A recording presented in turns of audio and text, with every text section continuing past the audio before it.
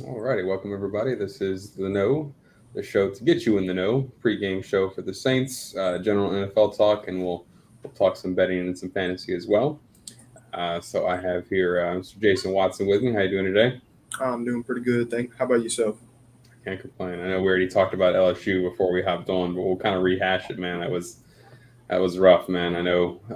The only, I guess, good thing is it feels like every time LSU and Tulane win, the Saints lose. So maybe that'll be a blessing Yeah. that we'll have the Saints here pull it out. So first things first, man. Derek Carr is starting from week to week to possibly tearing something, and now he's gonna suit up and start for the Saints. How do you feel about that? Uh, I'm torn because on one side, you love to see that he's getting out there. He feels comfortable enough. Staff feels comfortable enough to let him play through that AC joint sprain. Uh, but on the other hand, you have arguably the top backup quarterback in the league, and I feel like your offensive line has to step up today. They have to have a game plan to protect that side, that shoulder for Derek Carr, because I don't think that you're paying Jameis $4.5 million for him to not step into these positions. Um, because I was ready to rock and roll with Jameis today.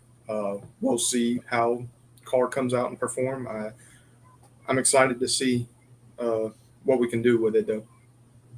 Yeah, same. I know Winston is more than capable for sure. I mean, in the years that he has played, he's posted a winning record with the Saints, and he's just had some unfortunate injuries and timing and stuff like that. I know. I think it was. I can't remember who I saw it on Facebook or Twitter, but people talked about that Saints quarterbacks all the way back to 2019 have missed multiple games due to injury. So this is like the first time where it feels like we're not going to miss time. But then people also compared it to the fact that last year Winston played injured and turned out worse than it was, and then we got the backup in Andy Dalton, who was he did what he could, and we were one step from Mark Ingram in the right direction from going into the playoffs, but it was still a different year than you expected, and obviously led to some changes at quarterback, which I think if anything, Taysom Hill fans should be excited because my biggest concern with playing Winston was that you were probably going to see less of Taysom. But now I would argue that you're probably going to see more Taysom because they're going to want to give Derek Carr some like rest, almost like with the NBA. You're not exactly subbing guys off the bench in the NFL, especially at quarterback, but you have a star point guard, like somebody like Rajon Rondo back in the day, you still gave him breathers, you still gave him rest. And if he was playing injured or with any type of sprain or anything like that, you could give him more rest. I think um, we're going to see that today with Taysom Hill. It makes sense to me, right? Like he's electric, he's athletic, he knows the Tampa Bay Bucks I very well. think because you can also stick Taysom in at that tight end position, also give Carr another target to get easy, short, quick passes to, trying to get him in a rhythm, make sure he's feeling good throughout the beginning of the game. Uh, Taysom, I don't know how much he's going to be involved in the run game, especially with us getting Kamara back. Right. So we'll kind of like ease ourselves into that conversation, but I think he'll still be there in the red zone opportunities, goal to go opportunities, because you know what you have in him. Yeah, yeah, absolutely. It feels like he'll definitely see some snaps at quarterback inside in. But I agree. I think with AK coming back, you're probably going to see if we do run the quarterback option with him, it might go to AK sometimes. It felt like he's never going to hand the ball off, but I think he trusts AK and knows he's just as electric. So, but yeah, we'll hop into that. Alvin's back, man. It feels like he was going longer than he was. Maybe that's because it happened in before last season ended and everything like that. But that's exciting. It bodes well for. I always say that if I was a quarterback coach or offensive coordinator or head coach, one of my like preaches would be nickel and dime to give the QB some time, and that's what feels like we need to do tonight. And you can't ask for a better, running back than Alvin Kamara and that. But yeah, I'm excited to have AK back. Big one, I think. Yeah, definitely. And the reports early coming out of practices from this past week was AK looks explosive, and that's what this offense needs. We're hoping that he'll be able to breathe some life into the offense because I think it's 11, 12 games now that we've been unable to put up more than 21 points, which is insane, knowing how good this offense was under the likes of Peyton and Breeze. Um, it's just not something that we're accustomed to. It's kind of like the script is flipped. I'd rather have the defense on the field for the last drive of the game than I would the offense, because I think it's going to be a close defensive battle today against the Bucks. But I would also look for AK to get going early because I think he'll be a pivotal part of this offense. Yeah, no, I cannot agree more. He should be the focal point this week, especially. I mean, without Derek Carr's injury, you want to give a guy who has had an extra 3 weeks off than everybody else more of a load because you want to get him back into the rhythm and get him up to speed. But even more so now that you're possibly nursing a Derek Carr injury, and I think the biggest thing about the Derek Carr injury was the fact that one of the things that they wanted to see in his final practice was the ability to protect himself, and having AK back. AK isn't known as like the greatest running back as a blocker in the world, but he's also serviceable in that category. So if you do need to stick him back there, he sees nothing, he can bounce out for a quick little, pass. If he sees something, I think he gets in the way. He's smart. He knows how to use his body in instances like that. So having him back is a win. Even I don't know if you saw, this is off topic, but it just made me think about blocking. That Jimmy Graham got a shout out for blocking. I think it was Baldy's Breakdown or one of the ones that do something like that, which just feels like taboo. Because if you would have told me Jimmy Graham would have been back on the Saints, and catching passes from Derek Carr, I'd have been like, what universe are we in? And then on top of that, Jimmy Graham is blocking well, would just be even more so of a shocker for me. But that's exciting to see. But kind of hopping into the matchup, I know you briefly touched on the Bucs and the defense that they have there. Baker to me is one of those guys who he's either going to like make you wonder like why every team passed on him or make you realize why teams pass on him. So we'll see what Baker that we get. I hope we get the Baker that plays like Tom Brady versus the Saints because we always had Tom Brady's number. So hopefully we can kind of do the same for that. But it's a divisional game. Cameron Jordan started some animosity towards the Bucs, so to speak, by saying it's not a rivalry game. They want to be our rivals. The only rival we have is Atlanta. I definitely agree with that sentiment. I mean, regardless of the fact of the success they had with Tom Brady, when you bring in possibly the greatest quarterback of all time, you should have success, right? But they didn't have success against us. We still had their number year after year. So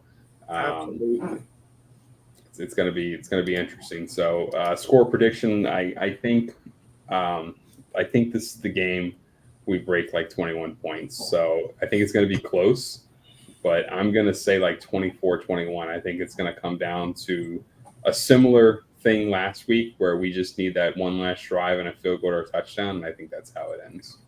Yeah, I believe in the preview posted earlier this week. Obviously, I was thinking more along the lines of Winston starting in this game. Mm-hmm. So obviously, we have Carr's return. I think it'll still be close, probably like a one possession game. 20-17, 24-17, anywhere in that range there. But I agree with you. I think we break 20 points in this one, and we'll need it to win this game. Definitely. Yeah, I know in your preview, you always do like the scoring average for the game, and it's kind of funny that you actually kind of made me think 20 for the Bucs or 21 for the Bucs because theirs is like I think it was like 19.5 or something like that. Right. And like I said, I think this is the first week that we break 20 and we need that extra field goal to make it work. I would love to see Groupie kind of redeem himself. I know a lot of people, if that type of thing consists with him with missing game-winning field goals, obviously people are going to start to question the decision to keep him over Lutz. But I think he's also young. I saw a lot of the same issues that Lutz had early in his career in the preseason, kicking very low, not getting into that first step very well. So I still think Groupie's the guy, but hopefully he doesn't miss any more game winners to to make people question if he's the guy or even question his own confidence, But Yeah, and I mean, he like you said, he's young, and I mean, because you have to think about where he's playing. Most of the games that he'll be playing this season are in domes. right, Obviously, the game winner at Lambeau, not ideal conditions for it, but I mean, it sailed right. You just wish that he would have made that one, but like you said, he's young. That was the first missed kick all season, so can't give him too much gripe about it yet. right. Yeah, it also feels crazy that after everybody thought the NFC South was going to be kind of a runaway race. It's 2-1 across the board, and it feels crazy because the Falcons are losing to the Jaguars right now. At least last time that I checked. Let me make sure that's still true. But yeah, they're still losing. It's the fourth quarter, so this is the game for division reasons that you need to make a statement. If you're the Saints, you take down the Bucs, who you're technically ahead of in the division already. You're second and they're third. The Falcons lose. You go to 3-1. You have 2-2 teams behind you, one of which that you have a divisional game against, and for any reason the Panthers wind up turning the season around, you have that game on them as well. So this is a statement game for sure for the Saints in a divisional matchup. I'm not going to say divisional rivalry because I don't want Cam Jordan to come after us, but a divisional matchup that definitely matters. But other than that, we'll kind of hop into around the NFL if you don't have anything else about the Saints that you want to bring up. Yeah, no, we can go ahead and hop into it. So I got the games pulled up. Obviously, the Lions beating the Packers, that was nice for a variety of reasons. To me, the Lions are kind of like my I don't want to talk about it team, if that makes sense. Like, I really like them. I was excited to see CD go there. He's obviously hurt, but I was a big fan of CD when he was here. He was a lot of fun to watch. And then he kind of, went to the Eagles, did that, and now he's with the Lions. But yeah, I mean, I think a lot of New Orleans fans were CD fans up until he started to diss New Orleans. Right. Yeah. Sip the 601. What's up, man? How are you? Yes. I mean, that's the big thing about CD, man. He's fun to watch, and he's the type of guy when he's on your team, he's 100% your team. And that's all he is, but as soon as he's not your team, he's going to trash talk your team. So it was to be expected, and in general, I think the Lions, I said this last week, they're kind of like the second chance Saints, right? Like, you have Dan Campbell over there, you have Aaron Glenn over there. You have, Anzalone having a career year, and he looks completely rejuvenated. You have the young guy, I can't think of his Brian Branch, I think his name is. Yeah. I mean, he looks phenomenal. I was shocked. I thought that was a major injury. I mean, getting carted off the field, he looked like he wasn't putting any weight on it.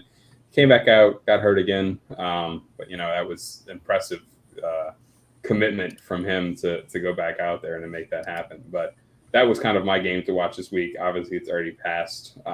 Beyond that, I'm excited personally to see the Monday Night Football game. Not Monday Night Football game. Sunday Night Football game. Kansas City. Do they keep rolling? Do the Jets figure anything out? What's kind of the status of that? But other than that, there's not a whole lot of interesting action. I think some of these games are going to be one-sided throughout the year. Sure. But other than that, you got any games that you're kind of watching beyond the Saints game? I mean, just like you'd spoken on Sunday Night Football, I'm excited to see the Chiefs' offense perform, because I don't think the Jets' offense is clicking right now enough to keep up with them. I just think with the return of Chris Jones, obviously, I believe last week, to that defense, he's going to be a big factor in the game, getting after Zach Wilson. And then I'm looking for that Mahomes to Kelsey connection. It's not been there quite as much as we would like to see throughout the first 3 weeks of the season, but they kind of started to get on a roll last week, obviously, with Taylor Swift in the building. And I believe there were stirrings about her being in attendance for tonight's game as well. So we'll see if that continues on. Yeah. We'll see how Chrissy from the Kneaux feels about that. She's not happy that the Swifties are invading the NFL. So, but if I had to choose any other game, I'm going to probably at least look at the score of every Denver game because Sean Payton. I kind of want to see if Petty Payton remains petty, despite not having the greatest season in the world here. But other than that, it's going to also be interesting to see if Miami can put up some points against the Buffalo defense. So those are the other two games. I'm not going to be watching them because they're at the same time as the Saints game, but it'll be interesting to see those two games for sure. But other than that, any fantasy advice for people out there? Start them, sit them. I think AK is a definite start. I would almost argue that if you had like a weird position where you had Taysom Hill on the bench and you can play him at the slot or the flex or the tight end position, I would almost argue to do it. Oh, yeah, definitely. He feels like he's going to be, at least for the Saints this week, he's going to be more involved, like we talked about in general. And having AK back there with him, if he's doing a quarterback read option, it's going to be interesting. Outside of Saints, I just feel like CJ Stroud might have a game. So if you, again, don't really have a quarterback, he might be someone that you look at. Or if you're just a big Texans fan and you want to, ride out with your team. I think I talked to Chris Knowles, somebody from the Texans Wire earlier or last night, and he kind of said if they let CJ be CJ, then he should have a good game. So I'm interested to see if he proves me right or wrong in the sense. Yeah, that's for sure. Game. But fantasy advice, you got anything for anybody? Speaking on CJ Stroud, I mean, I don't think that anybody's unaware of what he's capable of. I could easily see him passing for 2 touchdowns today. I mean, it's just a really good matchup for him, and they got confidence with the win last week. Obviously, that's going to build some momentum for that young team, and I think they come out firing today. So I agree with you. I wouldn't be surprised if he happens to have a big game. Outside of that, like you had said, the Saints-wise, I think Chris Olave is going to find the end zone today at some point.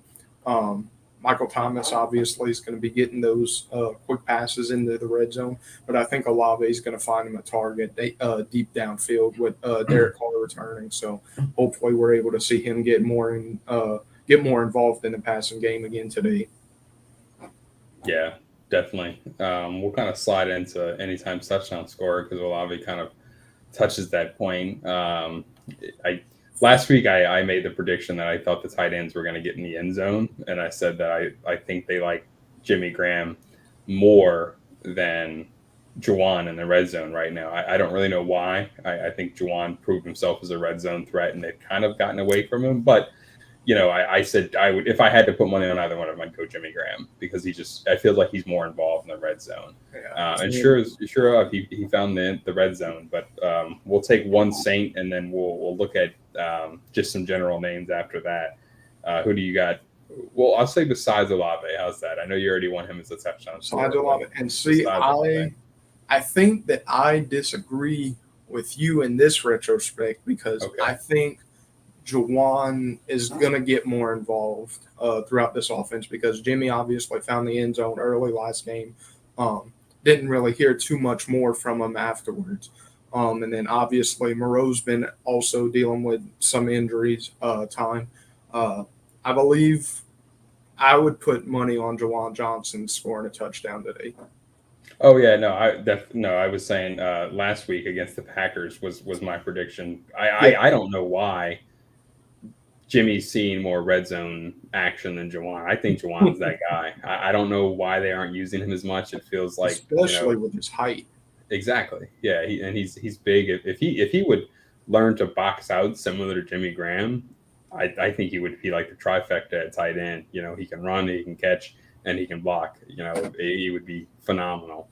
But outside of those, I think AK gets a touchdown this week. I think he finds a hole. Whether I don't know if it's going to be a 50-yard run or a 5-yard run, but I think as heavily as we should lean on the run game this week with him coming back and the workload that he's going to be able to kind of handle, being that he's had an extra 3 weeks off. I think definitely put him in the anytime touchdown score parlay. But all right, so we got AK, we got Olave, we got Jawan. That feels like a good one, right? I said we need 3 touchdowns. We'll go with that. We'll go Alvin Kamara, Jawan Johnson, and Chris Olave anytime. That's a very, very a long shot bet just because you're asking for 3 guys on the same team, but I still like it. Around the league, I'm just going to read some names from the odds list on Action. We have, oh man, where did it go? There we go. Christian McCaffrey, he's negative 245. I don't like taking that line at all because it's like you're going to get burned. Yeah. Kind of hopping around. We got this, I don't know how old these odds are, but we got Saquon Barkley. I thought he was doubtful. I don't know if he's playing now. Jalen Hurts being a quarterback, being at negative 110 is insane. I know the 1 yard push into the end zone play is famous. Brotherly shove. Yeah. But I do like it. I'm not gonna lie. I like it at 110. And then Kelsey, despite if we want to go around the league, I'd go another 3-headed monster from the same team. I would go Jalen Hurts, DeAndre Swift, and Devonta Smith. I mean that sounds like money to me.